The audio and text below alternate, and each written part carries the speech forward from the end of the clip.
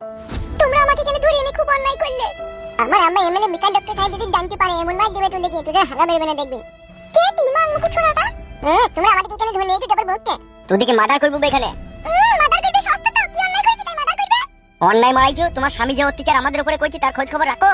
কেন কি অত্যাচার করেছে তোমাদের উপরে আমার স্বামী? তোমার স্বামী ওইরকম বারোচোদা হারামি লোক এই জগতে আর দুটো নাই।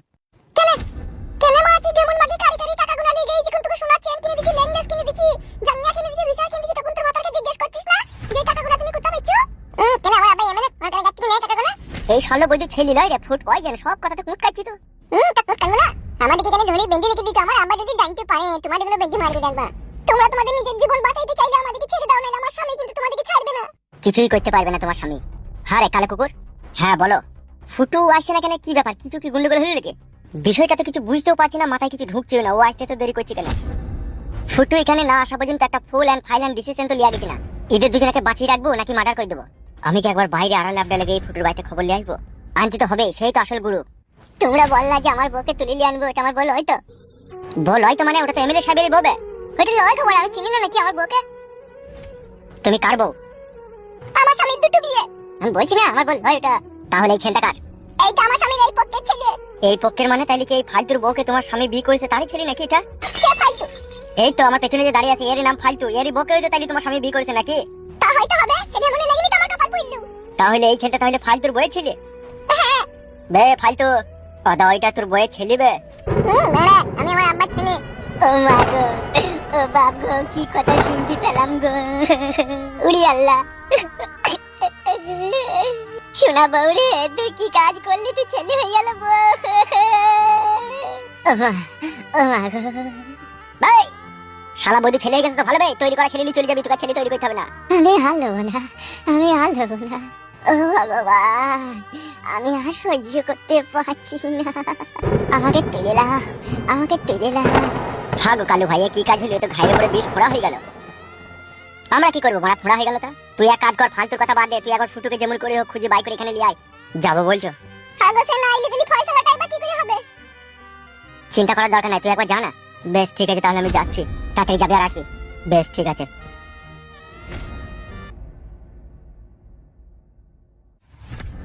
বে দূরে এটা আমাকে কেমন ভাবে সাজা দিছিস বে? গান মারাছিস নাকি? শালা হারামিরা, দেশে সরকারও এইভাবে সাজা দেয় না বে মানুষকে। বুকা চুদারে চার হাত পা বেঁধে পুনাই বাস ভিটে দিয়ালে কোলে ধারে কই দিই, এটা আবার কিরকম শাস্তি বে? এটাই তোর উচিত শাস্তি রে বোকাচুদা। বাবারে কি লাগা লাগছে পুনাই রে, বাপ রে বাপরে লাগছে পুনাই। মারা খুলে দে না মারার বাল। আমি কেন খুলবো বে? তোকে খুলবে এমএলএ বিকাশ দত্ত, আমাকে যেইভাবে সাজা দিতে বলেছে সেইভাবে সাজা দেবো। উড়ি বাপ রে বাপরে, সর্বনাশ, এটা কি মানা যায় রে? উড়ি শালা যেমন কুকর্ম করবি তেমন সাজা পাবি বে। বালচুদারা, উত্তর কোরিয়ার প্রেসিডেন্ট কিং জং এরকম মানুষকে শাস্তি দেয় নেবে, আর তোদের একটা বালের 2 টাকার এমএলএ এইভাবে মানুষকে সাজা দিয়ে দিচ্ছে, নিজেকে কি ভাবে কি বেশে? সে নিজেকে উত্তর কোরিয়ার প্রেসিডেন্ট কিং জং এর থেকে কম কিছু ভাবে না। খুলে দাও বাগের ফুটকি ভাই, খুলে দাও। কি লাগা লাগছে পুনাই, আমি সহ্য করতে পারছি না বাগের ফুটকি ভাই, খুলে দাও ভাই। খুলে দেবো? ভাবলি কি করবে তুই? ভাবে রে খেলা ঘরে খেলে সব পুতুলি খেলা, জানি নাই এমন খেলা ভাঙে কখন কে জানে। বানাইছে পুতুলি যিনি, একে দিনই ভাঙবে তিনি। তোদের ওই এমএলএ সাহেব শুইরের বাচ্চা যেছে নিজেকে এই দেশেরই কত বড় রাজা বাদশা ভাবে রেছে রে। আমার মতো একটা ভালো ছেলেকে হাত পা বেঁধে রেখে পুঙ্গাতে বাস ভরিয়া দেয়ালের কোণে থাড়া করে দেয় রে। এই দেশেরই সরকারেরই কি সব আইন কারণ আজও মাথায় ঢুকে না আমার রে। ভালো মানুষের পুঙ্গায় বাস ভরিয়া দেশের খারাপ মানুষদেরকে ছেড়ে দেয় রে। চুপ বে বোকাচুদা, আমরা খারাপ মানুষ? তা কি ভাই তোরা বল, তোরা নিজে একটা বিবেক করে দেখ, তোরা কি মানুষ দেখ। আমার অপরাধও পেলি না, আমার দোষও খুঁজে পেলি না, অথচ আমাকে হাত পা বেঁধে রেখে আমার পুঙ্গায় বাস ভরিয়ে আমাকে সাজা দিচ্ছিস, তাহলে তোরা কিরকম মানুষ বুঝ। এখানে আমার কিচ্ছু করা নাই, আমি এমএলএ বিকাশ দত্ত সাহেবের কাছে কাজে এসেছি টাকার জন্য, ও যা বলবে তাই করবো। তাহলে আমার পুঙ্গায় বাস ভরিয়ে দেবা? তোকে তো পুঙ্গাই বাঁশ ভরিছি বে, খুব কম। আর ইকে দেখ, চারিদিকে কারেন্ট জাল, সেই জালের ভিতরে ওকে বন্দি করে রেখেছি, যেই দিকে ও হাত দেবে সেই দিকে 440 ভোল্ট। একবার ওই তার কাটার বেড়ায় হাত দিলি ওর ভিতরকার লাড়ি শুধু পুড়ে যাবে, না বসতে পারবি না, শুইতে পারবি না, ঘুমিতে পারবি না, লড়তে পারবি। বাবালো, তাহলে তোকে তো এরকম শাস্তি কোনো দিনই বে। কি লাগা লাগছে বাগের ফুটকি ভাই, ছে দাও না ভাই, ও ভাই ছে দাও না ভাই। সেটা সম্ভব নয়, সেটা আয়ত্তের বাইরে। আমাকে নিচে নামে দাও ভাই, ও ভাই নিচে নামে দাও ভাই। ধর বালচুদা, কানে কানে ফ্যাট ফ্যাট করে বকছে। যতক্ষণ না এমএলএ বিকাশ দত্ত সাহেব এখানে না আসবে ততক্ষণ তো ওইভাবেই থাকবি বে, সে এসে ফয়সালা করবে কি করবে কি না করবে। সহ্য করতে পারছি না ভাই, লাগছে। লাগার জন্যই তো তোকে এরকম কঠিন শাস্তি দিতে হবে, ওইভাবেই থাক, সে আসুক তারপরে ফয়সালা হবে।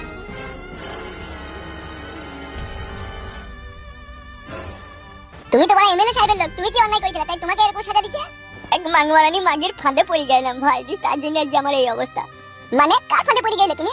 মেয়েটাকে বাড়া চিনিও না, আজ অব্দি দেখতেও পেছি না। মেয়েটার নাম ছিল মাঙ্গিনা বেগম। মাঙ্গিনা বেগম মানে সেই কালো কুকুরের বউ? কি ভাবছো ভাই? লাগছে ভাই, লাগছে, কিছু ভাবিনি, বলো দি বলো। দিয়ে সেই মেয়েটাকে আমি ভালোবেসে ফেলেছিলাম, সেও আমাকে ভালোবেসে ফেলেছিল। দিয়ে এমএলএ বিকাশ দত্ত সাহেবকে মার্ডার করতে পারিয়েছিল। দিয়ে মানে ওর বেটা জর্দার করছো রাতে জায়গা চেতন হয়ে গেছিল, দিয়ে ধরা পড়ে গেছিলাম। তাই নাকি? যে সেই জন্য শাস্তি দিচ্ছে নাকি? হ্যাঁ। তুমি কোনো রকম এখান থেকে হ্যাট হয়ে বেরিয়ে আসতে পারবে না ভাই? আমাকে খুলে দিতে পারবে না? বাবারে, আমি এখান থেকে লইলি টাচ হইলি পট খাওয়াটা হয়ে ফেটে যাবো। সেইটাই তো দেখছি মানে, তাইলে কি হবে? আমি করে যতক্ষণ না এরো না আসবে ততক্ষণ কিছু করার নাই। বাপরে,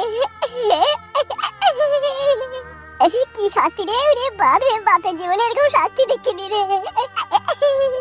চুপ করো, কেন্দ্রে লাভ হবে না, চুপ করো। সহ্য করতে পারছি না ভাই, ওই প্যান্টটাই আটকে যাবে। প্যান্টটা যদি কোনো রকম ফুট করে ফেটে যায় তাহলে পোস্ট করে ঢুকে যাবে ভাই। দেখতে তো পেছি আমি। আমি মনে মনে ভাবলাম এমএলএ বিকাশ দত্ত সাহেব আমাকে গুলি করলো, তার রাগ মিটে গেল। কিন্তু না, শালা খান কি ছেলে আমাদের পেছু ছাইলো না। আমিও তো সেটাই ভাবলাম বাবা, আপনার ছেলে ভালো হয়ে গেল, আর ঝুট ঝামেলা করবে না। কিন্তু এই উরু চাই গায়ে এসে পড়বে, আমি ভাবতেও পারিনি। ভালো ছেলে হয় না বলা যায়, লোকের গায়ে কাটি দিদি বেড়াইলে আর কি হবে বলে? এরকমই তো হবে। ওই রকম কথা বলিস না মা, সে কিছুদিন আগে অনেক ভালো হয়ে গিয়েছিল, আমাকে অনেক ভালোবেসেছিল। হ্যালো, এখন কি করবি বল? এখন আর কিছু করার আছে? তুমি যাও নারকেল বেগম এমএলএ বিকাশ দত্ত সাহেবের কাছে। মাংমুখো ছোড়া, আমি মেয়ে মানুষ হয়ে এমএলএ সাহেবের কাছে যাব? আর ও পুরুষ, ও মদা পুরুষ, ও বসে বসে হুকুম করবে খাটি। মা আবার যদি দেয়, আবার যদি আমাকে গুলি মেরে দেয় এমএলএ সাহেব, তখন কি হবে? গুলি মারবে, মরবে। ওইরকম ছেলে পয়দা দিতেই বা কে বলে? কাকা, কি ব্যাপার তুমি এখানে? আমি ফুটুর খোঁজে এসেছি, ও কাল থেকে আমাদের সাথে দেখা করেনি, সেই জন্য এলাম। ও বাড়িতে নেই? বাড়িতে নেই তো। তাহলে কোথায় গিয়েছে কাকা? আমাকে একটা লোক ধরে গিয়েছে। কি বলছে কাকা বাবু আপনার লাতি? ও ঠিকই বলছে, এমএলএ বিকাশ দত্ত সাহেবের লোক ওকে এখান থেকে ধরে গেছে। কবে কাকা, কবে? পরশুদিনকে সকালে। তাই নাকি কাকা? হ্যাঁ গো ছেলে, হ্যাঁ। বিকাশ দত্ত, তো রক্ত কুকুরকে খাওয়াবো। গো ছেলে, ও বলো কাকিমা। আমার জামাইটাকে যে এমএলএ বিকাশ দত্ত সাহেব তুলে নিয়ে গেল, কিছু তোমরা একটা অত বন্ধ হও, কিছু একটা ব্যবস্থা করো। ও ভাই কালো কুকুর ভাই, আমার ছেলেটাই দুদিন থেকে রাতে ভাত খেছে না, কাঁদছে। ওর বাপের লেগে, ওর বাপকে যেমন করে হোক ছাড়িয়ে আনার ব্যবস্থা করে দাও ভাই তোমরা। ঠিক আছে বৌদি, তুমি কান্না করো না। দাও ভাই, যেমন করে হোক আমার স্বামীকে তোমরা এমএলএ বিকাশ দত্ত সাহেবের কাছ থেকে ছাড়িয়ে এনে দাও ভাই। এলা কান্দিস না, মন করি তো কান্দিস না।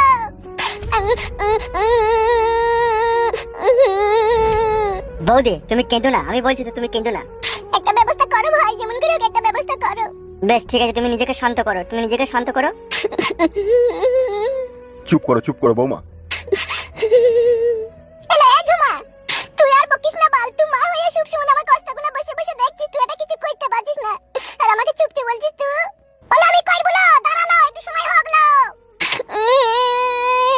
সময় হতেই তো আমার স্বামী থেকে দেখুন আমি আর পাবো না। পাবি, চুপ। তোর কান্না শুনতে শুনতে আমার জীবনটা হালাকালা হয়ে গেল লো। ও গো ছেলে। জি কাকা বাবু বলেন। এর কি কোনো ব্যবস্থা হবে না? সব ব্যবস্থা হবে, আমি আসছি। হ্যাঁ কাকা বাবু, আমি রাত্রি 8টার সময় আপনার বাড়ি আসবো, ঠিক আছে? তারপরে আপনাকে ফাইনাল কথা জানাবো আমি। বেশ ঠিক আছে বাপ, ঠিক আছে।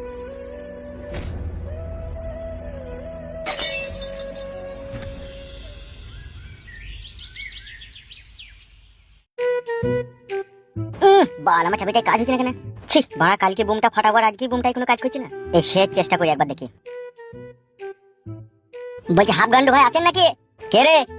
আমি এমএলএ বিকাশ দত্ত সাহেবের লোক সাদা কুকুর। সে আবার কোন শালো? ভিতরে আইবো ভাই? কই আই দেখি। কেমন আছেন ভাইজান? এই তো ভালো আছি, তুই কেমন আছিস রে? আমিও ভালো আছি। দি কাজ কাম কি করছিলেন? কি আর করবো ওরা, এই বুমটার এই চাবিটা কাজ করছিল না, তাই সোজা করছিলাম। বাবা রে, আপনি বুমও সোজা করেন? বুম কিরে বুকাচোদা, সব আমি নিজের হাতে তৈরি করি। বল কি খবর নিয়ে এসেছিস? খবর বলতে আপনাকে এমএলএ বিকাশ দত্ত সাহেব ডেকেছে বললেই তো আর হাফগান্ডুকে পাওয়া যায় না। আমি এখন অন্য কাজে ব্যস্ত আছি। কি কাজে ব্যস্ত আছেন? সামনে ইলেকশন, 26 জনকে মারার কন্ট্যাক্ট লিয়েছি। কটা মার্ডার হইলো? এখনো হয়নি ফাদা, বাড়ি গেছি তা কাউকে খুঁজে পেছি না। তা আপনাকে যে খুব ইমার্জেন্সি এমএলএ বিকাশ দত্ত সাহেব ডেকেছে কেন? কি হয়েছে কিছু বলেনি? সেরকম কিছু আমাকে বলেনি, শুধু বলেছে হাফগান্ডুকে এখানে ডেকে আনতে। কাউকে মার্ডার করতে হবে নাকি? হইলেও হয়তো হইতে পারে, তবে কিন্তু আমি শিওর জানি না। বাল মুকুচুদা, এমএলএ বিকাশ দত্ত সাহেবের পুলিশ চুল করে ধরতে ঝুলে থাকিস বেতু। তা সে কাকে মার্ডার করবে আর সে আমাকে কিসের জন্য ডাকছে তুই জানি না? আপনি যাবেন কিনা তাই বলুন। আমাকে বলেছে তুই যে হাফগান্ডুকে ডেকে আনবি, তাই আমি ডাকতে এসেছি। আপনি আমাকে গরম দেখাবেন না, আপনি চলুন। ছি বড় কাজের প্রচন্ড চাপ রে। কাজের আপনার যতই চাপ থাকুক আপনি চলেন, আপনাকে ভালো রকমের হসলা দিবে এমএলএ বিকাশ দত্ত। ঠিক বলছিস তো? হ্যাঁ গো, আমি মিথ্যা বলি না। তাহলে কি বুম ফুম মেশিন ফেশিন এগুলো কি নিয়ে যাবো নাকি সাথে করে? ওই সব তো এখন আনতে বলেনি, এখন আপনাকে শুধু ডেকেছে। কই চলে বোকাচোদা, চো কই দেখছিস? হ্যাঁ আসুন।